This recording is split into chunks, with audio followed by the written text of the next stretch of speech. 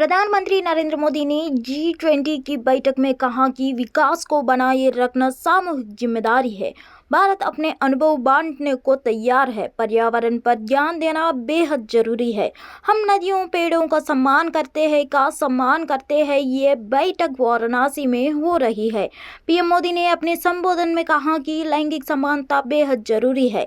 PM Modi ने G20 की बैठक को संबोधित करते हुए कहा कि हमारे प्रयास व्यापक, समावेशी, निष्पक्ष और टिकाऊ होने चाहिए। भारत में हमने 100 से अधिक आकांक्षी जिलों में लोगों के जीवन को बेहतर बनाने की प्रयास किए हैं जो अविकसित थे।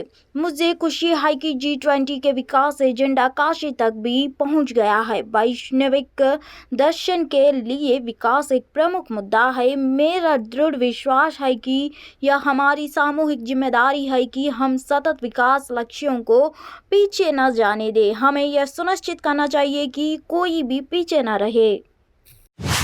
गाजियाबाद के लोनी मंडरिंग थाना क्षेत्र के लालबाग बी ब्लॉक इलाके में एक 2 मंजिला मकान में भीषण आग लग गई। इस मकान के ग्राउंड फ्लोर पर एक टेंट का गोदाम चलाया जा रहा था, जहां आज सुबह अचानक उस गोदाम में आग लग गई।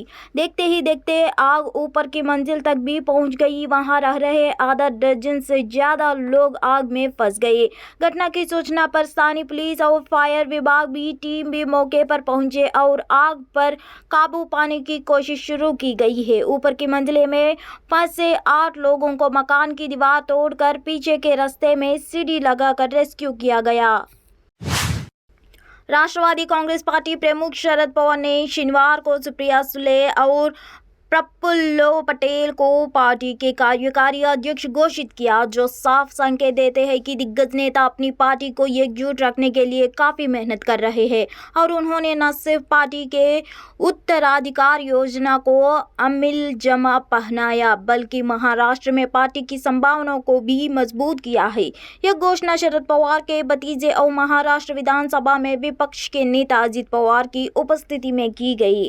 कुछ लोगों की सोच से उलट इस कदम से अजित पवार का हाशिए पर चले जाने की संभावना नहीं है, क्योंकि जमीन से जुड़े स्थानीय प्रशासनिक मामलों पर पकड़ रखने वाले और पश्चिमी महाराष्ट्र की गन्ना बेल्ट में पार्टी की रग रग से वाकिफ अजित के पास महाराष्ट्र में पार्टी के कामकाज कर पूरी स्वायत्तता रहने की संभावना है। एक मंदिर की ओर जा रहे वारकरी भक्तों पर रविवार को महाराष्ट्र के पुणे जिले के पंढरपुर में पुलिस ने लाठीचार्ज किया। लाठीचार्ज की घटना को लेकर विपक्षी दलों ने सरकार पर हमला बोला है। जानकारी के अनुसार भगवान कृष्णा के ये ग्रुप भगवान विठोबा के भक्तों के द्वारा निकाले गए जुलूस के दौरान श्रद्धालुओं की पुलिस से बहस हो गई, जिसके बाद पुलिस की तरफ से लाठीचार्ज किया गया। विवाद की शुरुआत आलंदी में श्री क्षेत्र मंदिर में प्रवेश को लेकर हुआ। घटना को लेकर पुलिस सूत्रों ने कहा कि श्रद्धालुओं की भारी संख्या को नियंत्रित करने के लिए उन्हें हल्का लाठीचार्ज करना पड़ा। पुलिस ने कहा कि परंपरा के अनुसार केवल 65 सदस्यों की परिसर में प्रवेश करने की अनुमति दी जाती है, लेकिन लगभग 400 लोग जबरन मंदिर में प्रवेश करने की कोशिश कर रहे थे, जिस प्रशासन की तरफ से रोका गया। कन्नूर के पास मजिपलंगड़ ने रविवार शाम आवारा कुत्तों को एक समूह में हमले में घायल 11 वर्षीय एक विकलांग बच्चे की अस्पताल में मौत हो गई।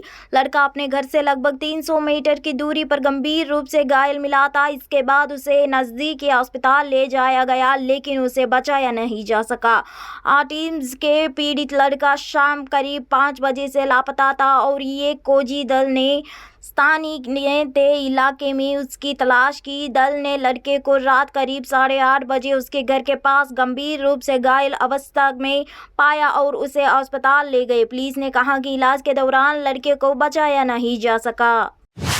दिल्ली के रामलीला मैदान में हुई महारैली में आम आदमी पार्टी ने केंद्र सरकार द्वारा लाए गए अध्यादेश के खिलाफ जमकर हमला बोला। इसके अलावा आम आदमी पार्टी ने 2024 के चुनाव को लेकर भी इसी मंच से अपने सियासी समीकरण की ओर भी इशारा कर दिया है। दिल्ली सीएम अरविंद केजरीवाल के साथ हर सियासी गठबंधन के मोर्च पर मौजूद रहने वाले पंजाब के मुख्यमंत्री भगवंत मान ने केंद्र सरकार पर तानाशाही रवैया अपनाने का आरोप लगाया है और कहा है कि अगर भारतीय जनता पार्टी 2024 में चुनावी जीत गई तो यह संविधान बदलकर दोबारा चुनाव नहीं होने देंगी। दिल्ली सरकार भ्रष्ट अधिकारियों पर शिकंजा करने चाहती है, लेकिन इनकी नीति है कि भ्रष्ट अधिकारियों पर कार्रवाई करने से दिल्ली सरकार को रोक दिया जाए। भारतीय जनता पार्टी के लोग अपने आप को सबसे ऊपर समझने लगे हैं और अगर यह लोग 2024 लोकसभा चुनाव जीत गए तो संविधान बदलकर दोबारा कभी चुनाव नहीं होने देंगे।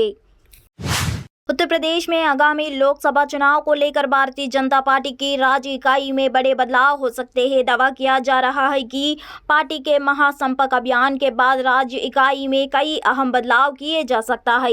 इस बदलाव में राज्य को नया प्रभारी भी मिल सकता है। इसके अलावा पार्टी में सभी 6 संगठनात्मक क्षेत्रों की नई टीम का गठन होने का असर है। अभी राष्ट्रीय उपाध्यक्ष राधा मोहन सिंह के पास यूपी प्रभारी की जिम्मेदारी है। लोकसभा चुनाव के पहले महाराष्ट्र, गुजरात या असम से किसी बड़े नेता को यह जिम्मेदारी दी जा सकती है। इसके साथ ही कई जिलों में जिलाध्यक्ष भी बदले जा सकते हैं। माना जा रहा है कि जिलाध्यक्षों के साथ मोर्च में भी बदलाव होगा। कई मोर्चों को भी नया अध्यक्ष मिलेगा। दिगर है कि आगामी लोकसभा चुनाव को लेकर भारतीय जनता पार्टी सभी 80 सीटें जीतने का लक्ष्य लेकर चल रही है। ऐसे में बीजेपी कोई कसर नहीं छोड़ना चाहती है। मध्य प्रदेश के जबलपुर शहर में नर्मदा तट से कांग्रेस अपने विजय संकल्प अभियान का आज सोमवार से श्री गणेश करने जा रही है। यहां कांग्रेस महासचिव प्रियंका गांधी नर्मदा पूजन के साथ कांग्रेस की जीत की प्रार्थना करेगी। 101 ब्राह्मणों द्वारा स्वस्ति वचन के साथ प्रियंका गांधी की नर्मदा पूजा और आरती संपन्न होगी। आदिवासी वोटरों को ध्यान में रखते हुए प्रियंका गांधी वीरांगना रानी दुर्गावती की प्रतिमा पर माल्यार्पण भी करेगी। इसके बाद दोपहर 12 बजे ये काम सभा को भी संबोधित करेगी। कांग्रेस के प्रदेश प्रवक्ता आनंद जाट का कहना है, नर्मदा के पवित्र तट से कांग्रेस की वचनबद्ध भावी सरकार राष्ट्रीय नेता प्रियंका गांधी की मौजूदगी में 5 गारंटी का संकल्प लेगी। प्रियंका गांधी की इस यात्रा से बीजेपी के कुशासन के अंत की शुरुआत होगी। हमने जनता के हित में 5 गारंटी दी है, जिस पर आज हमारी राष्ट्रीय नेता मुहर लगाएंगे।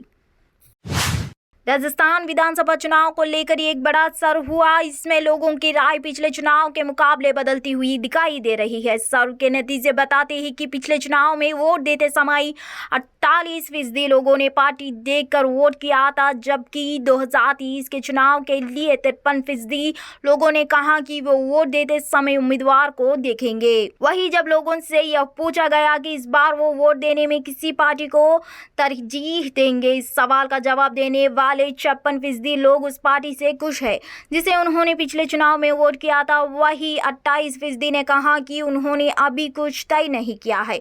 14% लोगों ने कहा कि इस बार वो किसी दूसरी पार्टी को वोट देंगे। निर्दलीय प्रत्याशी के समर्थन में 2% लोगों ने राय दी। महाराष्ट्र के उप मुख्यमंत्री देवेंद्र फडणवीस ने पुणे जिले के अलंदी कस्बे में पुलिस द्वारा वर्करियों पर लाठीचार्ज की खबरों का रविवार को खंडन किया। उन्होंने कहा कि वर्करियों और पुलिस के बीच मामूली हाथापाई हुई। उन्होंने नागपुर में संवाददाताओं से कहा, वर्करी समुदाय पर कोई लाठीचार्ज नहीं हुआ। हालांकि विपक्षी दलों ने दावा किया कि पुलिस ने वर्करियों पर लाठीचार्ज किया और विपक्ष ने इसकी उच्च स्तरीय जांच और कड़ी कार्रवाई की मांग की। यह घटना उस वक्त हुई जब अलंदी शहर में सत ज्ञानेश्वर महाराज समाधि मंदिर में प्रवेश करने की कोशिश कर रहे थे।